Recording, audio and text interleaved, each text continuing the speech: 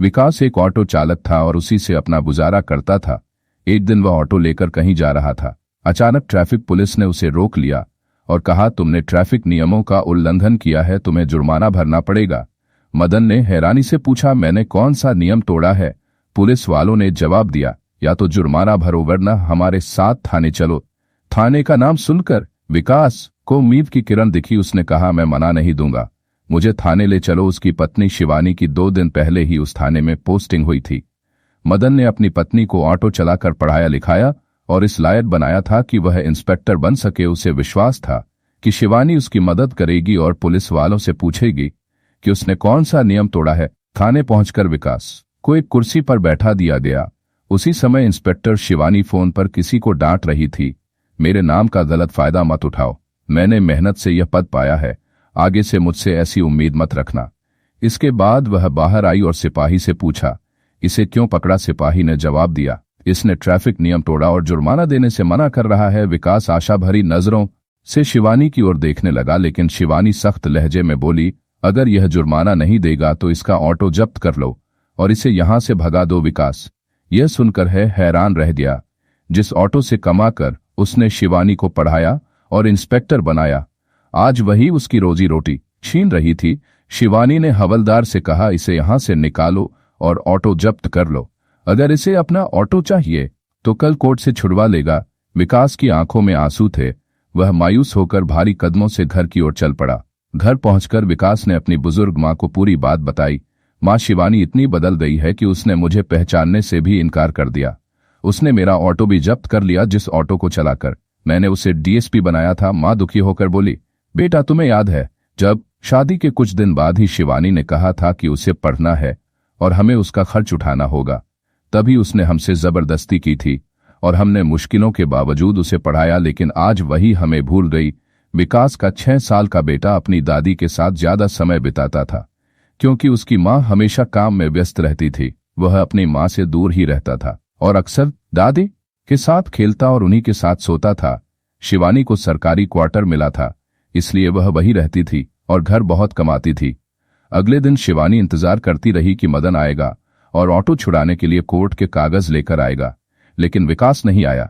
कविता गुस्से में सीधा अपने पतिमा विकास के घर पहुंची।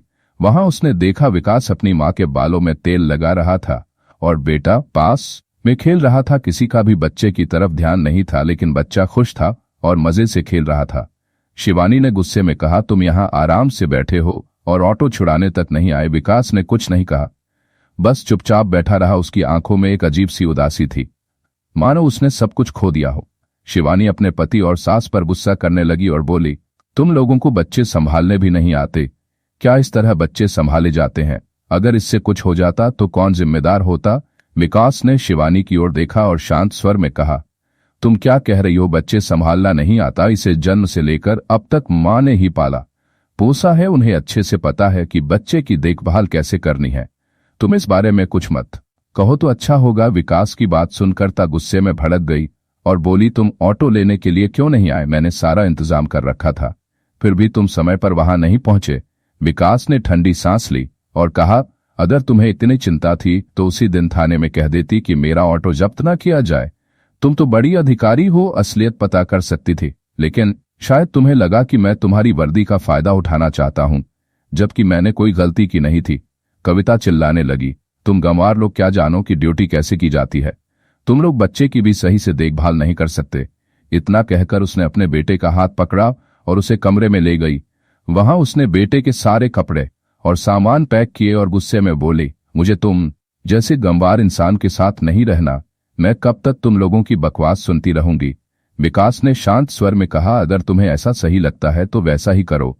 लेकिन उनका 6 साल का बेटा रोने लगा और दादी की ओर इशारा कर बोला, मुझे मम्मी के साथ नहीं जाना, मैं पापा और दादी के साथ ही रहूंगा। बच्चे की बात सुनकर भी शिवानी नहीं रुकी। उसने बेटे का हाथ खींचा और उसे जबरदस्ती अपने साथ सरकारी क्वार्टर ले गई। जब यह बात शिवानी के माता पिता को पता चली तो उन्होंने उसे बहुत डांटा, लेकिन कविता अपनी वर्दी के घमंड में थी और बोली, मुझे किसी से कोई मतलब नहीं। उसकी इस बात से उसके माता पिता बहुत दुखी हुए और उससे बात करना बंद कर दिया। उसका भाई भी उसे समझाने की कोशिश करता, लेकिन वह उसे भी बुरा भला कह देती। धीरे धीरे शिवानी सबसे करती गई शिवानी ने अपने बेटे की देखभाल के लिए एक नौकरानी रख ली थी। एक दिन दोपहर में वह नौकरानी बच्चे को बाजार लेकर गई। उसी समय विकास की मां भी वहां कुछ खरीदारी करने आई थी। जैसे ही बच्चे ने अपनी दादी को देखा वह दौड़कर उनके पास गया और उसे लिपट गया। उसकी आंखों में आंसू थे। उसने रोते हुए कहा, दादी मुझे तुम्हारे साथ रहना है, मुझे मम्मी के पास नहीं जाना। मम्मी तो एक गंदे अंकल के साथ रहती है और वे दोनों मुझे मारते भी हैं। दादी घबरा गई और बोली, बेटा तुम क्या कह रहे हो? मम्मी किस गंदे अंकल के साथ रहती है? बच्चे ने जवाब दिया, मम्मी के घर एक अंकल रोज आते हैं, कभी कभी छुट्टी वाले दिन पूरा दिन रहते हैं और रोज शाम को जरूर आते हैं। अगर मैं सोता नहीं हूं, रोज शाम को जरूर आते हैं। अगर मैं सोता नहीं हूं तो मम्मी और वह अंकल मुझे मारते हैं। इसलिए अब मैं सोने का नाटक करने लगा हूं। जब वे दोनों साथ होते हैं तो घंटों बातें करते हैं और जोर जोर से हंसते हैं। मुझे यह सब देखकर बहुत बुरा लगता है। दादी मुझे अब मम्मी के पास नहीं रहना। इतने में नौकरानी बच्चे को ढूंढते हुए वहां आ गई। उसने देखा कि बच्चा अपनी दादी से लिपटा हुआ था। वह जल्दी से बच्चे का हाथ पर ढकर खींचने लगी, लेकिन बच्चा रोते हुए बोला, मुझे मम्मी के पास नहीं जाना, मुझे पापा और दादी के साथ रहना है। दादी ने नौकरानी से कहा, कोई बात नहीं, तुम आराम से अपना सामान खरीद लो, तब तक मैं बच्चे के साथ बैठी हूं। दादी का मन था कि वह अपने पोते को अपने साथ ले जाए, लेकिन वह मजबूर थी। नौकरानी ने साफ कहा था, मेरी मालकिन ने सख्त हिदायत दी है कि यह बच्चा उनके पास नहीं जाना चाहिए। दादी अपने पोते को समझाती है, बेटा अभी तुम्हें मम्मी के पास ही रहना पड़ेगा, लेकिन हम जल्दी ही आएंगे और तुम्हें अपने साथ ले जाएंगे। इतना कहकर वह बच्चे को समझा बुझाकर नौकरानी के साथ भेज देती है और खुद घर लौट आती है। दादी के दिमाग में बार बार वही बातें घूम रही। दादी के दिमाग में बार बार वही बातें थी जो उसके पोते ने उसे बताई थी। उसका मन बेचैन था कि उसके बेटे की पत्नी इस तरह का गलत काम कर रही है। वो ये बात बेटे को बता नहीं चाहती थी, लेकिन आखिरकार उसे मजबूरी में सब कुछ बताना पड़ा। दादी ने विकास को सब कुछ बता दिया और कहा, आज बाजार में पोते से मुलाकात हुई थी। उसने बताया कि घर में कोई अजनबी अंकल आता है जो उसे डांटता और मारता भी है। विकास यह सुनकर चौंक गया। उसने तय किया कि वह खुद जाकर देखेगा कि आखिर सच्चाई क्या है। एक दिन छुट्टी वाले दिन विकास बिना बताए अपनी मां के साथ शिवानी के सरकारी क्वार्टर पर पहुंच जाता है। वह दरवाजे की घंटी बजाता है। अंदर से शिवानी नींद में ही दरवाजा खोलती है और उसे देखकर घबरा जाती है। कविता गुस्से में पूछती है, तुम लोग यहाँ क्या कर रहे हो? विकास की मां बोली, हम अपने बेटे और पोते से मिलने आए हैं, इसमें गलत क्या है? शिवानी उनकी बात सुनकर चुप हो गई। विकास बिना कुछ कहे घर के अंदर चला गया। वहां का नजारा देखकर उसका खून खोल उठा। कमरे में बेड पर एक नौजवान आदमी लेटा हुआ था और उनका बेटा पास में सोया पड़ा था। यह देखकर विकास को बहुत गुस्सा आया। उसने गुस्से में शिवानी को एक जोरदार थप्पड़ मार दिया। शिवानी के गाल पर थप्पड़ पड़ते ही वह आदमी तुरंत उठकर बैठ गया और गुस्से में बोला, कौन है ये बदतमीज जो तुम्हें मार रहा है? शिवानी ने उस आदमी की ओर देखकर कहा, यही तो है मेरा निकम्मा गंवार पति। विकास यह सुनकर और ज्यादा गुस्से में आ गया। गुस्से के मारे उसका शरीर कांपने लगा, लेकिन उसकी मां ने उसे शांत किया और कहा, बेटा धैर्य रखो। विकास ने अपने बेटे को गोद में उठाया और कहा, तो इसीलिए तुम यहां रह रही थी? दरअसल वो नौजवान आदमी कोई और नहीं बल्कि शिवानी का सीनियर था, जिससे उसका ट्रेनिंग के समय से ही अवैध संबंध था। अब जब सब कुछ खुल ही गया था तो शिवानी ने साफ साफ कह दिया, अच्छा हुआ जो तुम लोगों ने खुद आकर देख लिया। अब मुझे तुम जैसे गंवार इंसान से कोई रिश्ता नहीं रखना। आज के बाद मेरी शक्ल मत देखना। मदन अपने बेटे को लेकर जाने लगा। उसकी मां भी चुपचाप वहां से निकलने लगी। तभी शिवानी ने विकास को रोककर कहा, जाते जाते यह भी कर दो, मैंने पहले ही तलाक के पेपर तैयार कर रखे हैं, इन पर साइन कर दो। विकास ने बिना कुछ कहे तलाक के कागजों पर साइन कर दिए और बेटे को लेकर वहां से चला गया। अब विकास अपने घर के एक कमरे में बैठा था। उसकी मां भी पास में ही बैठी थी और सोच रही थी कि बेटे की जिंदगी को दोबारा कैसे पटरी पर लाया जाए। तभी विकास की मां ने पुराना संदूक खोला और उसमें कुछ ढूंढने लगी। अचानक उन्हें एक कागज मिला। यह एक जमीन के कागजात थे। मां ने विकास को वह कागज दिखाते हुए कहा, बेटा देखो यह क्या है? विकास ने ध्यान से पढ़ा और पता चला कि वह जमीन करोड़ों की थी। इसके बाद विकास ने वो जमीन बेच दी और करोड़ों रुपए मिल गए। अब उनके पास पैसे आ गए थे। उन्होंने एक अच्छा सा घर बनाया। विकास पढ़ाई में बहुत अच्छा था, लेकिन अपनी पत्नी की पढ़ाई के लिए उसने खुद की पढ़ाई छोड़ दी थी। अब उसने फैसला किया कि वह अपनी पढ़ाई पूरी करेगा और एक अच्छा मुकाम हासिल करेगा। इसके बाद विकास ने फिर से पढ़ाई शुरू कर दी और अपने भविष्य को नई दिशा देने की ठान ली। अब मदन की मां घर में अचार और पापड़ बनाने का छोटा सा बिजनेस शुरू करती है। शिवानी की जो मेड थी वह भी विकास की मां की मदद करने के लिए आ जाती है। धीरे धीरे सब मिलकर मेहनत करते हैं और उनका बिजनेस अच्छा चलने लगता है। उनके पास पैसे आने लगते हैं और अब मदन को पैसों की कोई कमी नहीं रहती। वह अपनी पढ़ाई पर ध्यान लगाता है। कुछ समय बाद, लगभग 2 साल बाद, विकास का एसपी के पद पर चयन हो जाता है।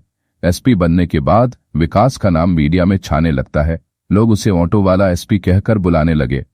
उसके बारे में इंटरव्यू लेने के लिए कई लोग उनके घर आने लगे। विकास अपनी ड्यूटी करने के लिए उसी इलाके में पोस्टिंग करवाता है जहां उसकी पत्नी शिवानी की पोस्टिंग थी, लेकिन कविता अपने सीनियर अधिकारी के साथ अवैध रिश्ते में थी। उस अधिकारी ने शिवानी का एक वीडियो बना लिया था जिसमें वह रिश्वत ले रही थी। वह वीडियो बार बार उसे धमकी देकर दिखाता और उसे परेशान करता। शिवानी को अपनी गलती का एहसास होता है, लेकिन वह कुछ नहीं कर पाती क्योंकि उसने विकास से तलाक ले लिया था।